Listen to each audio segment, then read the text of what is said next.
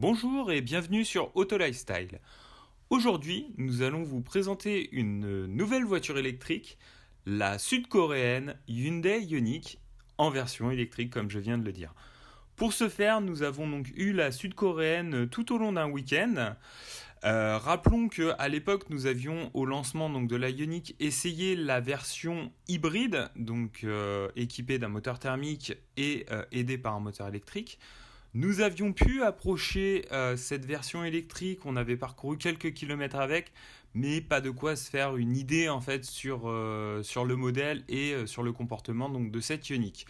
Le mal est réparé puisque nous l'avons eu donc pendant plusieurs jours et nous allons pouvoir vous donner notre avis sur cette auto. Rappelons que cette Ioniq électrique intervient donc dans la gamme du constructeur Hyundai, la gamme verte en quelque sorte. Elle est composée donc bien sûr de la Ioniq, donc dans sa déclinaison électrique qu'on vous présente, la hybride et la version hybride rechargeable qui est arrivée assez récemment. Et cette version gamme, on va dire verte de Hyundai, va très bientôt être complétée par l'arrivée du Kona, donc le SUV de la gamme, en version également lui aussi tout électrique. Donc revenons-en à notre Ioniq. Donc notre Ioniq électrique a, on va dire, les grandes lignes de la Ioniq hybride qu'on connaît. Elle diffère de celle-ci quand même sur certains points. Notamment, donc, on va le voir un petit peu plus en profondeur tout à l'heure, mais au niveau des bas de caisse, on a en fait des lignes cuivrées qui sont le symbole en fait de l'électricité chez Hyundai, tandis que sur la Ioniq hybride et la Ioniq hybride rechargeable, ces bas de caisse en fait et dans l'habitacle on va les retrouver aussi sont matérialisés par du bleu. Donc le bleu synonyme de l'hybride, le cuivre synonyme de l'électrique. Ensuite, esthétiquement, donc cette Ioniq électrique, clairement, elle diffère un petit peu au niveau surtout de la face avant, en fait, qui est pleine, puisque celle-ci n'a pas de refroidissement à donner sur le bloc moteur, puisque on est en présence d'un bloc électrique, donc ça ne chauffe pas. Donc on va la reconnaître très facilement quand on la verra arriver dans le rétroviseur ou dans la rue quand elle sera branchée à une borne de rechargement.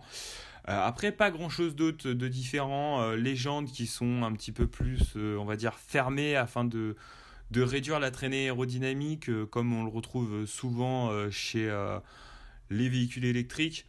Parlons un petit peu de la qualité. La qualité est très bien, elle est au rendez-vous.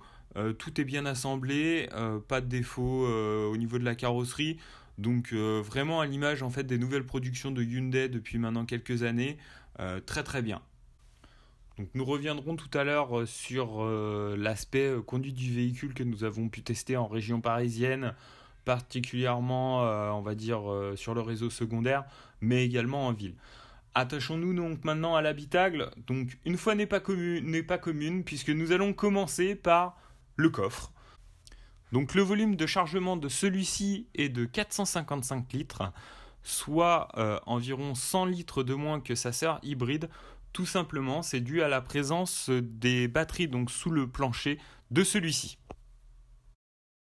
Concernant la recharge, donc nous l'avons gardé sur un week-end, on a parcouru donc l'équivalent de la moitié du plein, environ une centaine de kilomètres.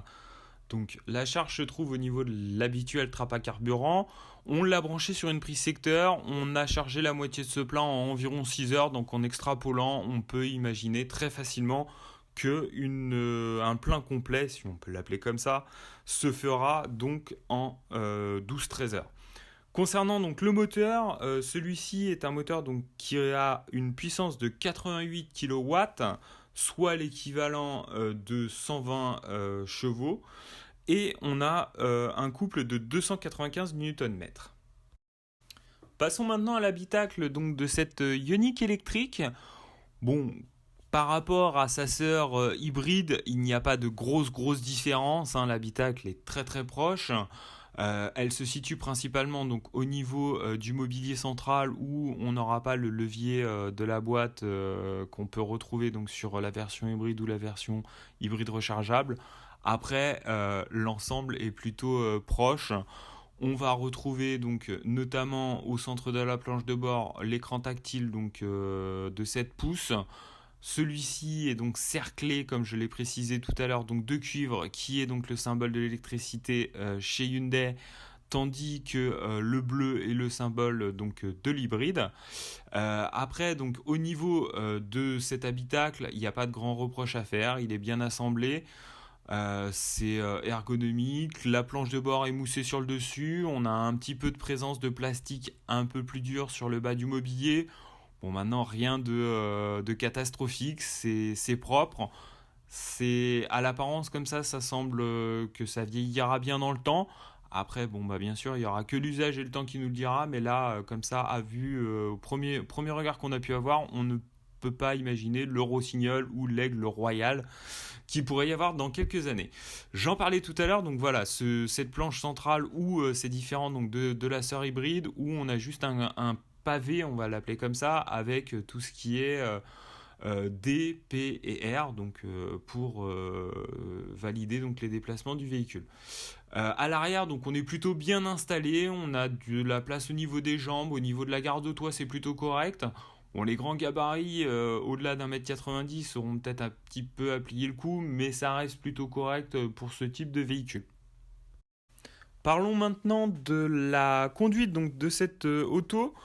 Bon, comme on est sur un véhicule électrique, c'est toujours un peu perturbant au départ, puisque bah, déjà, quand on appuie sur le bouton Start, juste un petit bruit, mais pas de bruit de moteur comme on peut avoir l'habitude. Donc c'est un peu perturbant, mais on s'y fait très vite. Je dois avouer que c'est le deuxième modèle que j'essaye en quelques semaines 100% électrique. Et on s'y fait rapidement à ce calme, voire cette zénitude, puisque bah, pas de bruit de moteur, juste un peu d'air sur les voies rapides, les bruits aérodynamiques, mais pas grand chose, donc c'est plutôt une conduite zen et calme. Ça se ressent d'ailleurs dans la conduite en elle-même, hein, puisque on se prend rapidement au jeu, hein. On est dans une voiture dite verte, propre, écologique. On se prend rapidement au jeu de très peu consommer, d'essayer d'économiser l'électricité.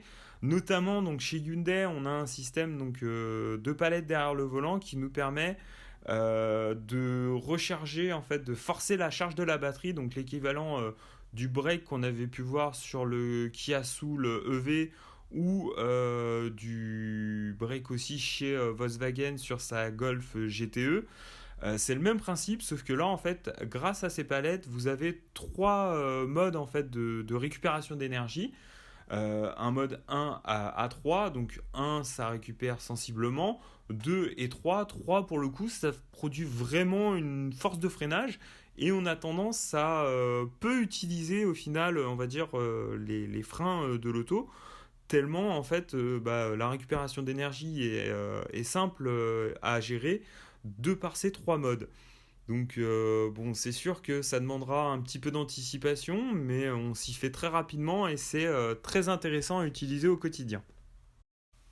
Donc niveau comportement, cette Ioniq électrique est plutôt saine. Après, bon bah, on n'est pas à bord d'un véhicule sportif, on est à bord d'un véhicule électrique destiné à un usage quotidien en ville, voire on va dire en périphérie ou sur les petits week-ends pas trop loin du lieu de résidence.